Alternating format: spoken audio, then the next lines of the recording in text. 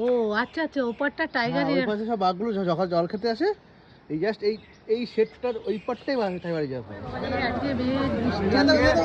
নিয়াদা ওই দোকানে চলে গেছে, ওইখানে জুতো টুতো যেখানে সেখানে। হ্যালো বন্ধুরা, তোমরা আগের ব্লগে তো দেখেছোই আমরা মন্দিরের বাইরের দোকান থেকে মালা ডালা ফুল কিনে নিয়ে এরপর চলে যাচ্ছি কামাখ্যা মন্দিরের দিকে। মন্দিরে মোটামুটি ভালোই ভিড় হয়েছে, একটা প্রতিষ্ঠিত মন্দিরে ভিড় প্রচুরই হয়, কিন্তু সেই তুলনায় কোনো ভিড় হয়নি। আমরা অনলাইনে 500 টাকার যে টিকিট কেটেছিলাম সেখানে একটা পান্ডার নাম দেওয়া হয়েছিল। ওনাকে ফোন করলাম, উনি বললো যে অ্যানাউন্সমেন্ট কাউন্টারের ওখানে দাঁড়াতে। তো উনি আসার পরে আমাদের বললেন যে তোমরা একটা ঘর আছে সেখানে যে ওয়েট করো। পুজো দিতে কত সময় লাগবে জিজ্ঞেস করার পরে বললো 3-4 ঘন্টা সময় লাগবে। বললাম তাড়াতাড়ি পুজো দেওয়ার কি কোনো ব্যবস্থা নেই? বললো না না, কোনো ব্যবস্থা নেই, এটাই হচ্ছে রুল। তো যাই হোক, আমরা কি আর করবো, গিয়ে একটা এসি ঘর আছে সেখানে আমাদের ওয়েট করতে হলো, মানে যারা টিকিট কেটেছে। তো ওখানে গিয়ে আমরা 3-4 ঘন্টা ওয়েট করবো এটাই ঠিক করেছিলাম। ও মা, এরই মধ্যে একটা বিপত্তি হয়েছে। এক নাকি ভিভিআইপি এসছে, তার সাথে 500 না 1000 লোক, তাদের আগে পুজো হবে। তারপর সেই সময় 3 ঘন্টা পুজো বন্ধ ছিল। আর এই ঘরে আমরা ওয়েট করতে করতে বাচ্চাগুলো তো ভীষণই ক্লান্ত হয়ে গেছিলো। কিন্তু সত্যি কথা বলতে কি, আমরা একটা মানে 11:30 স্লট বুক করেছিলাম, একটার মধ্যে পুজো হয়ে যাওয়ার কথা, কিন্তু সেই 3টে স্লট যখন খুললো সেই সময় আমাদের এইখানে লাইনে দেওয়া হলো। আর এতক্ষণ যা হোক এসি ঘরে ছিলাম, আর এই লাইনে দাঁড়িয়ে আরও যেন মনে হচ্ছে জেলখানার মধ্যে বন্দি। তো যাই হোক, বেরিয়ে আমরা 3টের সময় যখন খুললো, 3:30-র মধ্যে আমরা ঢুকে গেছিলাম মায়ের মন্দিরে। এত সুন্দরভাবে পুজো দিয়েছি জানো তো, সত্যি কথা বলতে শেষ ভালো যার সব ভালো তার। দারুণ মায়ের দর্শন করেছি, পুজো দিয়েছি, আবার ওখানে যে জলটা আছে সেই জলটাও মাথায় সবাই মিলে ছুটিয়েছি। কিন্তু সত্যি কথা বলতে আপনাদের সবার জন্য আমি এইটাই জানাচ্ছি যে পান্ডা নেওয়ার কিন্তু কোনো দরকার নেই, নিজেরাই পুজো দেওয়া যায়। আর ভেতরে পান্ডা থাকে, সেই পান্ডার কাছেই একটু দক্ষিণা দিলে উনিই মন্ত্র দিয়ে পুজো দিয়ে দেয়। অনেকে ভাবে কিনা আলাদাভাবে পান্ডা নিই, সত্যি কথা বলতে পান্ডার কোনো প্রয়োজন হয় না। তারপর আমরা বেরিয়ে এসেছি, সকালে তো সবার প্রচণ্ড খিদে পেয়ে গেছে, উপোস ছিল, আমি আর ডল পুরো উপোস ছিলাম, অন্যরা একটু চা জল এসব খেয়েছে, আর বাচ্চাগুলো বিস্কুট খেয়েছে। তো বেরোনোর সময় এইখানে দেখো ভোগ দেওয়া ছিল, এই ভোগের কিন্তু কুপন কাটতে হয়, কিন্তু আমরা তো আর কুপন কাটার কথা জানি না, কাটিও নি। এমন সময় আমাদেরকে ডাকা হলো, বললো আসুন আসুন ভোগ খেয়ে যান। আমরাও খিদের পেটে সবাই মিলে ঢুকে গেছিলাম। পাতলা খিচুড়ি আর পনির আর কিসের একটা তরকারি ছিল, এত টেস্টি খেতে না, সবার পেটটা ভরে গেল। এটা মায়েরই ইচ্ছা ছিল। আর প্লেনে আমাদের চিকেন স্যান্ডউইচ দিয়েছিল, যেহেতু উপোস ছিল আমরা কেউ খেলাম না। তো এখানে এসে একটু একটু করে সবাই খেয়ে দিয়ে আমরা বেরিয়ে পড়লাম। তো যেহেতু দুপুরে আর অন্য কিছু খাওয়া হয়নি, সবার খিদে পেয়ে গেছিলো, রাস্তার পাশে একটা ধাবাতে আমরা ঢুকে পড়লাম। ওখানে আমাদের অনেক রকম খাবারই অর্ডার দেওয়া হলো টুকটাক। যাদের চায়ের নেশা, মানে সুপ্রীতি আর ডল আগে বললো আমাদের চা দাও চা দাও, চা হলে আমাদের আর কিচ্ছু লাগবে না। কিন্তু তোমাদের দাদাভাই বললো না আমি ভাতই খাবো। আমি বারণ করলাম যে ভাত খেও না, আমাদের ভালুকপঙ্গে যে হোমস্টেটা নিয়েছি ওদেরকে আমরা আগেই অর্ডার দিয়ে দিয়েছি কিন্তু ভাতের। বললো না আমি এখান থেকেই ভাত খাবো। তো যাই হোক, ভাত মানে একটা ভেজ থালির সাথে রুটি আর চিকেন নিয়ে নিয়েছিল। বারণ করার পরেও শোনেনি, কিন্তু ওনাকে বারণ করলে কি হবে, এখন থেকে সবাই ওনার থেকে টুকে টুকে একটু একটু করে খেয়ে নিচ্ছে, কারণ সবারই তো খিদে পেয়ে গেছে না, সকালের খিচুড়ি তো এখনই শেষ হয়ে গেছে। আর অর্ডার দেওয়া হয়েছিল চিকেন লিভার ফ্রাই, এটা অবশ্য আমি কখনো খাইনি, খেতে বেশ ভালোই ছিল। আর চিকেন একটা স্ন্যাক্সের ফ্রাই টাইপের অর্ডার দিয়েছিল, আর এক চিকেন নুডলস সবাই ভাগ করে খাওয়া হলো। এখানে দেখছি সবাইকে কাঁসার থালায় সার্ভ করা হয়।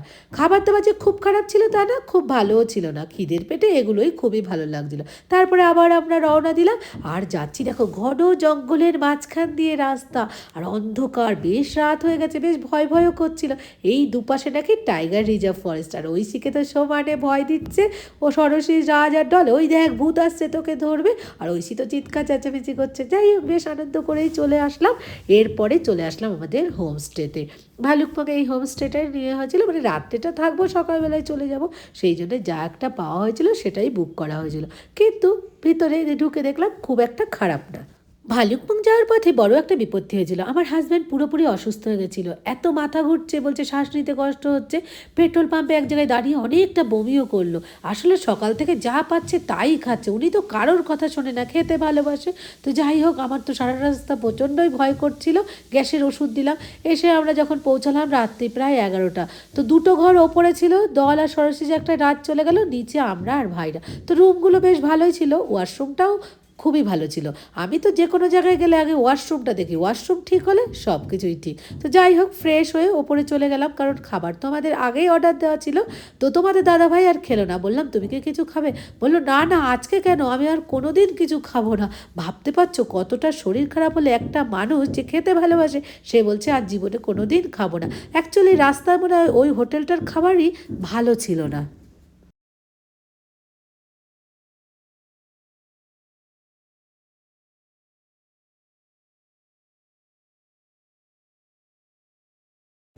খেয়ে দিয়ে তো ঘুমিয়ে পড়লাম। রাতে না আবার বারবার টেনশন হচ্ছিল তোমাদের দাদা ভাইয়ের জন্য।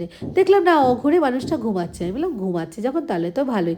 সকালবেলা ঘুম থেকে উঠে স্নান করে ভাই বললো চল ছাদে চল, দারুণ ভিউ, একটা নদী বয়ে চলছে আর ওই পারে হচ্ছে টাইগার রিজার্ভ ফরেস্ট। ভোরবেলায় নাকি ওখানে বাঘ জল খেতে আসে।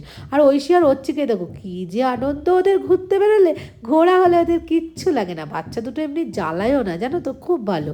আর আমাদের ডলডানি দেখো ভোরবেলায় উঠে চলে এসছে আমাদের ঘরে, চায়ের অর্ডার দিল। তোমাদের দাদাভাই বললো আমি একদম ফিট, চা অর্ডার দে। তো সুপ্রীতি, তোমাদের দাদাভাই আর ডল চা অর্ডার দিল। অন্যদিন কিন্তু ডল দেরি করে ঘুম থেকে ওঠে। হ্যালো বন্ধুরা, দেখো রেডি হয়ে গেছি।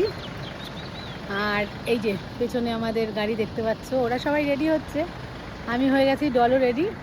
তো যাচ্ছি আজকে আমরা শান্তি ভ্যালি। হ্যাঁ এসো, এই যে উঠছি আর আমি রেডি, বলো হচ্ছি। আর কেউ রেডি হয়নি, আমরা দুজন রেডি হয়ে গেছি। দেখো আমরা রেডি হয়ে গেছি। আর ওই দেখো অর্চি নিজের ইয়ে তুলছে, এই যে সরস্বতী রেডি, শুধু মামিরা বাকি। হ্যাঁ দাঁড়া। আজকে আমরা যাবো দিরাঙে। সাকদি ভ্যালিতে ওখানে একটা রিসর্ট বুক করা হয়েছে, যেতে প্রায় 5-6 ঘন্টা তো লেগেই যাবে। তাড়াতাড়ি করে সবাই কিন্তু রেডি হয়ে গেছি, 9টার মধ্যে বেরিয়ে পড়েছি। তো যাওয়ার আগে সবাই বললো একটু ব্রেকফাস্ট করে নেওয়াই দরকার, কারণ রাস্তায় আবার কোথায় কী পাবো। পাশেই একটা রেস্টুরেন্টে ঢুকে গেলাম। ডল, সরসী আর হচ্ছে ভাই অর্ডার দিল পুরি সবজি। তোমাদের দাদাভাইকে বললাম কালকে রাত্রে এই অবস্থা হয় যে আজকে কিন্তু তুমি বুঝে খাবে, যেখানে যা পাই সেটাই খায়। আজকে বললাম তুমি তেমন কিছু খেও না, বিস্কুট একটু মুড়ি এগুলো খাও। বললো না না আমি এখন পুরো ফিট আছি। তো ও নিয়ে নিল রুটি আর ওই তরকারি, মানে পুরীর সাথে যেই সবজি ছিল রুটির সাথেও সেই একই সবজি। আর আমাদের ডল তো পাখির বাচ্চার মতো খায়। এই দেখো ম্যাগি অর্ডার দিয়েছে, ও ঐশী হচ্ছে ম্যাগি খাবে। সামান্য ম্যাগি খেয়ে ও ফেলে দিল। ডিম সিদ্ধ তোমাদের দাদাভাই অর্ডার দিয়েছিল, বললাম ডিম খেও না, শুনলো না, তবু সে ডিম খেয়ে নিল। এরই মধ্যে ভাই আমাদের যে হোমস্টেটা ছিল ওখানে জুতো ফেলে এসেছিলো, ওরা ফোন করে আবার জুতোটা এই রেস্টুরেন্টে দিয়ে গেল। আবার যেহেতু সোমবার আমি তো অন্য কিছু খাবো না, তো আমি বললাম তাহলে একটু বিস্কুট খেয়ে নিই, খালি পেটে থাকলে পাহাড়ি রাস্তা আবার বমি টমি হবে। দেখো পাহাড়ের রাস্তাগুলো কি অসাধারণ। আমার তো সমুদ্রের থেকে পাহাড় ভীষণ ভালো লাগে, তোমাদের কার কোনটা ভালো লাগে? কারণ পাহাড়ের সৌন্দর্যের মতো এত সৌন্দর্য আর কিচ্ছু আমার কাছে নেই। আর অরুণাচল প্রদেশের রাস্তাঘাটগুলো তো একদম মাখনের মতো, চওড়া চওড়া রাস্তা, খুব সুন্দর। এরপরে নেক্সট ব্লগে দেখা হবে দিরাং।